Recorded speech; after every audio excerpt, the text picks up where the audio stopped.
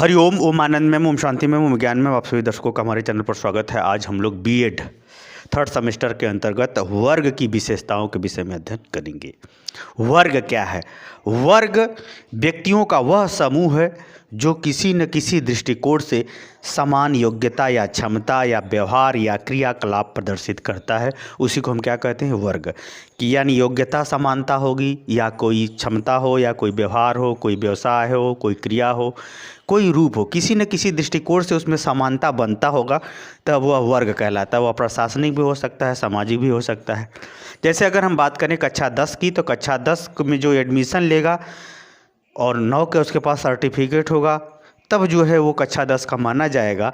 तो एक प्रकार से यह मापदंड है किसी समूह के प्रशासनिक रूप से निर्माण की बात करें तो वह एक मापदंड है, तो उसे हम सेक्शन के रूप में चलाते हैं, तो उसे हम कक्षा कहते हैं। कहने का हमारा ये तात्पर्य है किसी न किसी योग्यता, क्षमता, व्यवहार के आधार पर जो समानता के आधार पर जो समूह बनता है उसी को हम वर्ग कहते हैं। उसी वर्ग की महत्वपूर्ण विशेषताएं हैं जिसको मैं समझाने का प्रयास कर रहा हूँ, जिसके आधार पर हम लोग आगे की बात करेंगे। इसमें पहले इसमें समझना विशेषता जरूरी है। पहला है एक रूपता। वर्ग में जब भी वर्ग बनेगा उसमें किसी न किसी तरह से समानता का रूप पाया जाएगा, चाहे वह प्राकृतिक समानता हो, जैसे स्त्रियों का समूह, पुरुषों का समूह, पुरुषों का वर्ग, स्त्रियों का वर्ग, यानी शिक्षकों का वर्ग, विद्यार्थियों का वर्ग। एक प्रकार से किसी न किसी दृष्टिकोण से, व्यवसाय के दृष्टिकोण से अमीरों का वर्ग, गरीबों का वर्ग, पैसे के दृष्टिकोण से किसी न किसी तरह से वह एक रूपता उसमें पाई जाती है जो वर्ग में शामिल होता है या वर्ग जो होता है। दूसरा है स्तरीकरण। वर्ग के अंतर्गत स्तरीकरण। स्तरीकरण का मतलब उनमें स्तर पाया जाता है। जैसे अमीरों का भी स्तर होता है, कोई वह करोड़पति है कि अरबपति है, तो वह अमीरों का एक स्तर कहा जाएगा। उसी तरह से विद्यार्थियों का भी स्तर होता है क्लास का।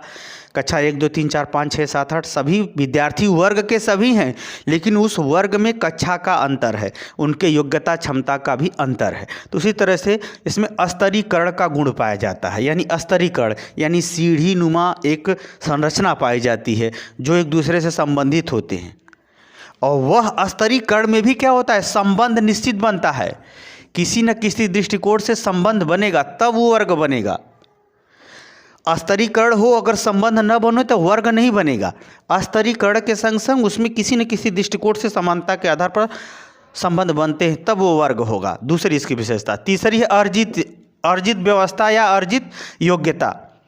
यह जो है वर्ग क्या है? एक सामाजिक व्यवस्था है या एक अर्जित योग्यता है। जैसे सामाजिक व्यवस्था के अंतर्गत बना दिया गया सब सिस्टम बना दिया गया कि ऐसे काम, पढ़ाने का काम होगा, ऐसे खेती का काम, किसान का वर्ग, कृषक वर्ग, उद्योगपति वर्ग, ये सब सामाजिक व्यवस्था के अंतर्गत ही वर्ग की बात आती है। यह समाज ही ऐसा बनाया हुआ है किसी चीज़ को जांचने, परखने, समझने या निर्धारित करने, निर्देशित करने, इसके लिए ही ये सब समाज द्वारा बना हुआ। तो एक प्रकार से क्या है? ये अर्जित व्यवस्था है। और इस अर्जित व्यवस्था के अंतर्गत जब व्यक्ति उस योग्यता को अर्जित कर लेता है तो उस वर्ग में क्या होता है? शामिल हो जाता है। उस वर्ग में क्या हो जाता है? शामिल हो जाता है। तो अर्जित व्यवस्था के अंतर्गत अर्जित योग्यता भी है वर्ग। क्या है? अर्जित योग्यता भी हम इसको जोड़ लेखो, अर्जित योग्यता भी हम इसको कह सकते हैं। अर्जित योग्यता है। ऐसा नहीं है कि आप गरीब हैं तो हमेशा गरीब रहेंगे, नहीं। आज पैसा हो जाएगा, आपके पास योग्यता क्षमता हो जाएगी तो आप अमीर बन जाएंगे, उच्च वर्ग में शामिल हो जाएंगे। आज आप मूर्ख हैं, पढ़ेंगे लिखेंगे, ज्ञानी हो जाएंगे तो आप जो है बुद्धिजीवी वर्ग में शामिल हो जाएंगे, ऐसा टाइप का। अगला है जीवन स्तर। ये वर्ग की विशेषता होती है ये कि इसका अपना जीवन शैली होता है, अपना एक स्टाइल होता है। जैसे लोहार कितना हो व्यक्ति जो है धनवान हो जाए, लेकिन अगर वो काम करता है तो मैला कुचैला ही रहेगा। सोनार के पास भले ही वह सोनार गरीब हो तो क्या, अगर सोने के दुकान में बैठा है तो साफ़ सुथरा कपड़ा रहबे करेगा। एक उदाहरण दे रहा हूँ। उसी तरह से अगर हम बात करें शिक्षकों का, तो शिक्षकों जब भी कोई पढ़ाने जाता है तो उसके जीवन बहुत सारा परिवर्तन आता है, क्योंकि वह कार्य भी अपना प्रभाव छोड़ता है। कहने का मतलब यह है कि उसका लाइफ स्टाइल, खान पान, रहन सहन, बोली भाषा, व्यवहार, दृष्टिकोण, सोच समझ इत्यादि भी क्या होती है? उस वर्ग के अनुसार अपना कुछ विलक्षण हो जाती है, कुछ अलग पहचान बना लेती है। उसका जीवन स्तर हो जाता है ऐसा। उसका जीवन स्तर क्या होता है? उसको प्रभावित करता है, जीवन स्तर का उसका निर्माण करता है, उसके जीवन स्तर को बताता है। जैसे करोड़पति का जीवन स्तर कुछ और होगा, अरबपति का कुछ और होगा, लाखपति का कुछ और होगा, हज़ार कमाने वाले का कुछ और होगा। तो वह क्योंकि वह पैसा या वह उसकी योग्यता क्षमता उस हिसाब से उसे पर्यावरण के अनुसार समायोजित करती है, एडजस्ट करती है, नियंत्रित करती है, निर्देशित करती है। इसके कारण से क्या होता है, उसके जीवन स्तर में भिन्नता देखने को मिलती है। भले ही 1 लाख रुपया अगर टीचर भी कमाता हो, 1 लाख रुपया अगर टीचर भी कमाता हो तो उसका लाइफ स्टाइल दूसरा उसका वर्ग हो जाएगा। 1 लाख रुपया अगर मजदूर भी कमाता है तो वो उसका जो है उसका लाइफ स्टाइल दूसरा हो जाएगा। वर्ग में भिन्नता होती है, उसका अपना कार्य का आधार पर भिन्नता होती है, उसके स्वरूप के आधार पर भिन्नता, यानी कहने का मतलब उसका जो है जीवन स्तर का जो स्वरूप है भिन्नता पाई जाती है, उसमें एक स्तर मिलता है। दूसरा है, अब पांचवा इसकी विशेषता है वर्ग चेतना।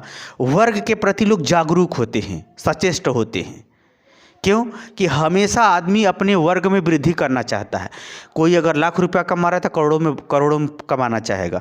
कोई थोड़ा सा नॉलेज वाला है तो अपने नॉलेज को और बढ़ाना चाहेगा, या नॉलेज को जो उस कार्य को करेगा ऑटोमेटिकली उसके नॉलेज में वृद्धि होती चली गई। कहने का हमारा मतलब जो समूह बनता है, जैसे ये चेतना इसलिए कहा जाता है, जैसे शिक्षक हड़ताल किए पेंशन की मांग के लिए, तो जब सभी जागरूक रहेंगे तब वो सफल हो जाएंगे, या इसकी मांग नहीं सफल हो रही तो बार बार मांग करते रहेंगे। तो स्त्रियों का वर्ग है तो वह अपने समूह के प्रति सचेष्ट रहती है, क्योंकि उस समूह के प्रति उसको जो है एक अपनापन, एक समानता का दृष्टिकोण भाव विकसित रहता है, मन में संवेदना विकसित रहती है, जिसके कारण से वो वर्ग के प्रति चेतना रहता। जैसे किसानों का किसान वर्ग का आंदोलन चल रहा है तो वे लोग क्या है, अपने वर्ग के प्रति जागरूक हैं, सचेष्ट हैं, सक्रिय हैं, ध्यान देते हैं। तो वर्ग में एक चेतना होती है, एक जागरूकता होती है। वर्ग संघर्ष की बात करें तो अक्सर जो है समाज में जो वर्ग होते हैं इन्हीं के कारण से समाज में शोषित शासित ये सब समूह बनता रहता है। किसान वर्ग, मजदूर वर्ग, तो किसान वर्ग क्या मजदूर वर्ग में नहीं लड़ाई होती है? बड़े किसान सोचते हैं कम मजदूरी देना पड़े, न मजदूरी बढ़ाना पड़े, मजदूर सोचेगा कि हम ज़्यादा से ज़्यादा इनसे मजदूरी ले लें। तो वर्ग संघर्ष की बात दो वर्गों में होती रहती है। ये हमेशा का समाज रहा है, जिसको कार्ल मार्क्स ने भी बताया था, वो हर जगह पढ़ने को भी मिल जाएगा। तो कहने का मतलब एक वर्ग संघर्ष होता है। जैसे अगर शिक्षक जो है अपना वर्ग संघर्ष रखता है तो विद्यार्थी अपना वर्ग संघर्ष रखता है। यदि शिक्षक नहीं पढ़ाएंगे तो विद्यार्थियों को भी संघर्ष करने की स्थिति होनी चाहिए, या उनको भी करना चाहिए। हाँ, यूनिवर्सिटी स्तर पे तो विद्यार्थी जागरूक है, कर लेते हैं, लेकिन भारत में गुरु की पूजा भी होती है, महानता भी है कि लोग ऐसा नहीं करते, अच्छी बात है, लेकिन गुरुओं का भी दायित्व है कि वो अपने कार्य को करते रहें। तो वर्ग संघर्ष एक प्रकार से आपस में दो वर्गों के बीच संघर्ष भी देखा जाता है। वर्ग के अंदर संघर्ष दूसरा स्वरूप होता है, वर्ग के बाहर का संघर्ष का दूसरा स्वरूप होता है, ऐसा भी देखा जाए। अगला गतिशीलता। वर्ग संघर्ष कोई स्थिर नहीं रहता, ये गतिशील रहता है। आज कोई समस्या आ गई, वर्ग बन गया, समस्या नहीं, वर्ग समाप्त, यानी वर्ग के प्रति लोग नहीं ध्यान देंगे। तो एक प्रकार से यह परिवर्तनशील होता है, क्योंकि जब आदमी योग्यता खो देगा तो वर्ग से बाहर हो जाएगा। अगर योग्यता है तो वर्ग के अंदर नए लोग भी शामिल हो सकते हैं, पुराने लोग भी गायब हो सकते हैं। कहने का ये तात्पर्य है, यह एक गत्यात्मक स्वरूप होता है वर्ग का निर्माण होना। एक सामाजिक व्यवहारिक मापदंड है, मूल्य है, आधार है, नियम है, समानता है, जिसके आधार पर ये बनता है। ये सक्रिय रहता है, गतिशील रहता है, स्थिर नहीं रहता। आपके पास योग्यता क्षमता है, वर्तमान चुनौतियों योग्यता के आधार पर, तब उस समानता के आधार पर आप वर्ग में शामिल हैं। अगर योग्यता क्षमता आप समानता खो चुके हैं तो आप उस वर्ग में ऑटोमेटिकली निकल जाएंगे। ऐसा होता है ये। जैसे आप शिक्षक है, शिक्षक वर्ग में शामिल है, अब रिटायर हो गया तो अपने आप कहेगा कि हमको क्या ज़रूरत है हड़ताल करने की, या क्या ज़रूरत है लड़ाई झगड़ा करने की, हम अपना काम करें। एक में ऐसे ये गतिशील होता है। ऐसा नहीं कि एक बार बन गया तो जीवन पर्यंत बना ही रहेगा, ऐसा नहीं। आप अमीर बन गए तो जीवन भर अमीर बन, नहीं, ऐसा नहीं। जैसा होगा परिस्थिति के अनुसार वह अपना रूप, मापदंड, स्वरूप, समस्या, मांग इत्यादि के आधार पर यह सक्रिय रहता है, परिवर्तनशील रहता है। उसके आधार पर, उस समानता के आधार पर अगर आप योग्यता क्षमता रखते हैं तो शामिल रहेंगे, नहीं तो नहीं। अगला विभिन्न स्वरूप। एक ही व्यक्ति विभिन्न वर्गों में शामिल हो सकता है। जैसे लड़की भी है, महिला वर्ग में भी शामिल है। लड़की अध्यापिका है तो वह शिक्षक वर्ग में भी शामिल है। उसी तरह से किसान है, किसानी भी करता है, और अधिकारी भी है तो अधिकारी वर्ग में भी शामिल है, किसान में भी शामिल रहेगा, क्योंकि वो मजदूर रख करके काम कराता है। उसी तरह से फैक्ट्री वाले में है, एक प्रबंधकीय कहीं जाकर के मैनेजरी करता है, प्रबंधन का कार्य करता है, और दूसरे जगह जाकर के वो मालिक का भी काम करता है। तो एक प्रकार से एक ही व्यक्ति अनेक वर्ग समूहों में शामिल हो सकता है या शामिल रहता है या हो सकता है, या ऐसी कंडीशन पाई जाती है एक ही व्यक्ति अनेक वर्गों में शामिल हो सकता है या रहता है, ऐसा पाया जाता है। तो वर्ग का अपना जो है कुछ विशेष स्वरूप होता है, आधार होता है, मापदंड होता है, उसके क्रियाकलाप होते हैं, गतिविधियाँ होती हैं, जिसके आधार पर एक ही व्यक्ति विभिन्न वर्गों में शामिल हो सकता है। एक ही व्यक्ति नेता भी है, शिक्षक भी है, नेता वर्ग में भी शामिल है, शिक्षक में भी शामिल है। तो यानी एक ही व्यक्ति अनेक विभिन्न वर्ग के रूपों में शामिल हो सकता है, विभिन्न स्वरूप में वर्ग, विभिन्न स्वरूप में वर्ग में शामिल हो सकता है। इस प्रकार से जो है ये वर्ग की कुछ महत्वपूर्ण विशेषताओं को मैंने बताने का प्रयास किया है। इसको यदि आप समझ जाएंगे तो निश्चित रूप से हम आपको जब स्त्री पुरुष के आधार पर वर्ग के अंतर्गत भूमिका को बताऊंगा तो आप समझ जाएंगे। समझ गए तो कमेंट बॉक्स में जरूर बताइए। साथ ही मेरे चैनल को लाइक शेयर सब्सक्राइब कीजिए। हरिओम।